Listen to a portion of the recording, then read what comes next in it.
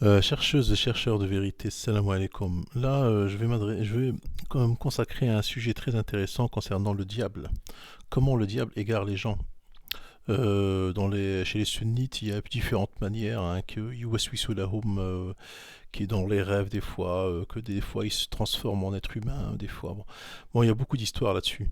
Et dans le Coran, donc selon le Coran, comment le diable égare les gens. Le diable, comment il fait pour égarer les gens? Par quel moyen? Parce que Allah nous prévient, vous savez, dans le Coran, il nous prévient que le diable, le shaitan, est pour nous un ennemi déclaré, pour les hommes, et il nous a prévu plusieurs fois. D'ailleurs, là, j'y suis tout de suite dans Surat Yasin, verset 60. Allah il dit 59 Wamtazu ayyuhal mujrimun. Ô injuste, tenez-vous à l'écart de ce jour-là. Tenez-vous à l'écart ce jour-là. Et dans le verset 60, ne vous, ne vous ai-je pas engagé, enfant d'Adam, à ne pas adorer le diable, car il est vraiment pour vous un ennemi déclaré? Et ne vous ai-je pas engagé à m'adorer? Voilà un chemin bien droit.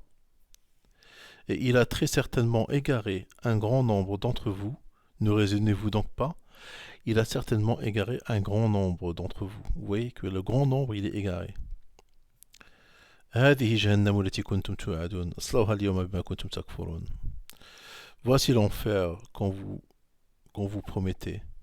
Brûlez-y aujourd'hui pour vous, pour avoir mécru. Donc le diable, Allah il nous a prévenu que le diable, le jour il nous le dira, le jour de la résurrection, que ne vous ai-je pas prévenu, ne vous ai-je pas engagé, enfant d'Adam, de ne pas adorer le diable? Donc vous voyez que c'est... Après on va aller, là il y aura le shaitan qui va parler le jour de la résurrection. Et on va se poser la question, comment il a égaré les gens? Dans le verset 22 sourate Ibrahim, وقال الشيطان لما قضي الأمر إن الله وعدكم وعد الحق وعدتكم فأخلفتكم وما كان لي عليكم من سلطان إلا أن دعوتكم فاستجبتم لي فلا تلوموني ولوموا أنفسكم ما أنا بمصرخكم وما أنتم بمصرخي إني كفرت بما أشركتموني من قبل إن الظالمين لهم عذاب أليم. Alors déjà dans le verset 21, déjà Allah il donne une image euh, et tous comparaîtront devant Allah. Puis les faibles diront à ceux qui s'enflaient d'orgueil, nous étions vos bien suiveurs. Nous étions bien vos suiveurs. Ben voilà, maintenant les sunnites ils vont vers les imams. C'est-à-dire les imams sont ceux qui sont d'orgueil et les faibles ben, ce sont ceux qui les ont suivis. C'est ça en fait. Suiveurs. Pouvez-vous nous être de quelques utilités contre le châtiment d'Allah? Ben, c'est ce que vous direz, vous les sunnites, devant vos imams. Vous leur direz ce qui peuvent être devant Allah quelques utilités.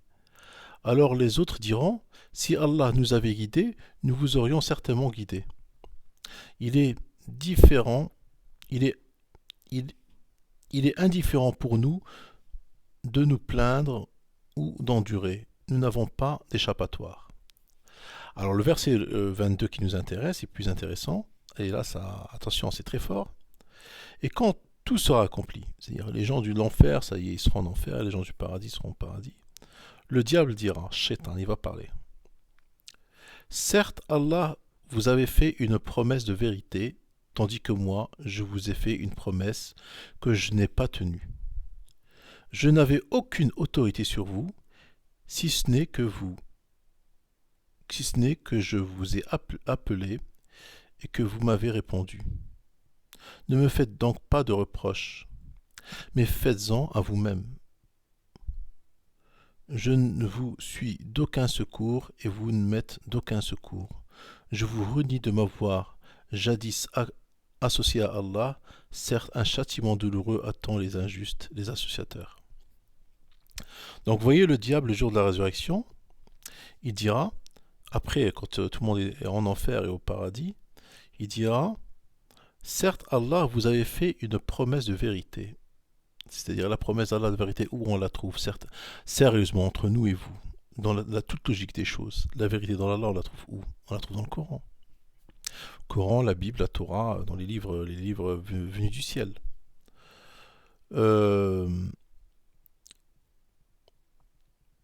tandis que moi, je vous ai fait une promesse que je n'ai pas tenue.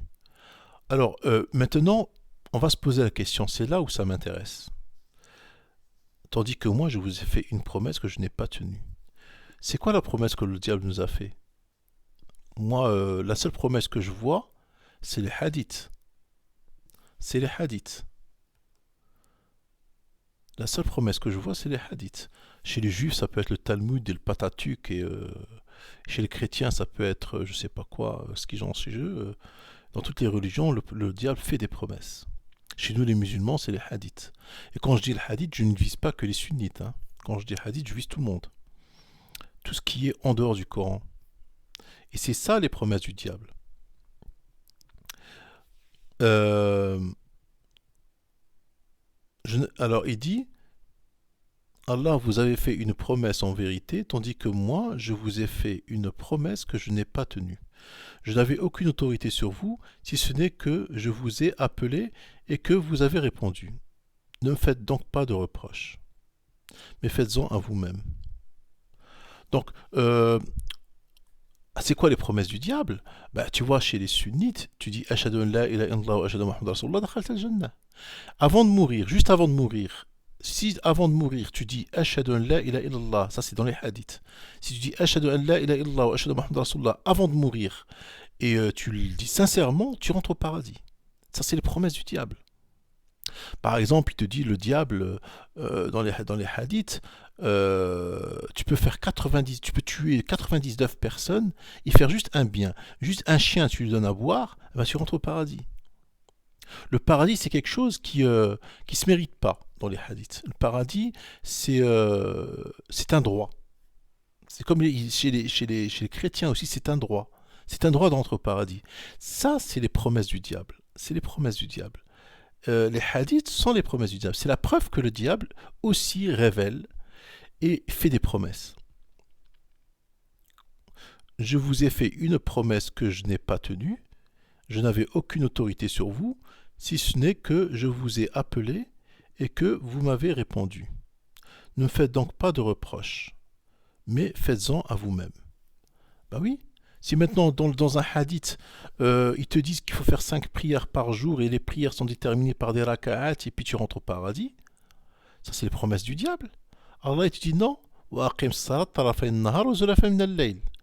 si tu ne suis pas, Allah il t'a fait une promesse, il a dit il a dit salawat ou tabati, il a tabati wa la tushrik billahi shay'an, Rabbi yadkhiluk al-jannah. C'est-à-dire il te fait rentrer au paradis si tu obéis à Allah. Certes, Allah vous avait fait une promesse de vérité. Il nous a fait une promesse avec le Coran. C'est-à-dire que si tu fais les prières selon le Coran, si tu obéis, si tu suis les commandements d'Allah selon le Coran, si tu t'interdis pas ce que Allah ne t'a pas interdit selon le Coran, eh ben, ça c'est les promesses qu'Allah t'a fait. Il te dit qu'il te fera rentrer au paradis. Tandis que le diable, il a fait aussi des autres promesses qui sont dans les hadiths. Donc les hadithistes, ce ne sont que des adorateurs du shaitan. Je suis désolé, je n'ai pas de haine contre eux, mais je dis la vérité. Je suis là que pour dire la vérité. Je n'ai pas de haine contre les hadithistes.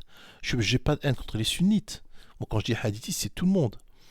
Peut-être qu'il peut y avoir même des hadiths. Il y a des coranistes, si j'ai entendu aux États-Unis, des coranistes hadithistes.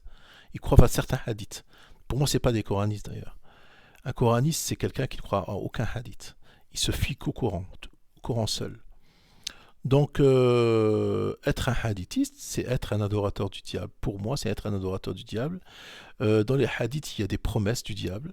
Et suivre ces promesses-là, ben, le jour de la résurrection, lui se vous avouera. Il dira, moi, je vous ai fait des promesses de mensonges, et puis maintenant, tenez-vous à vous-même. Lumu anfusakum wa la tulumuni. Wassalamu alaikum.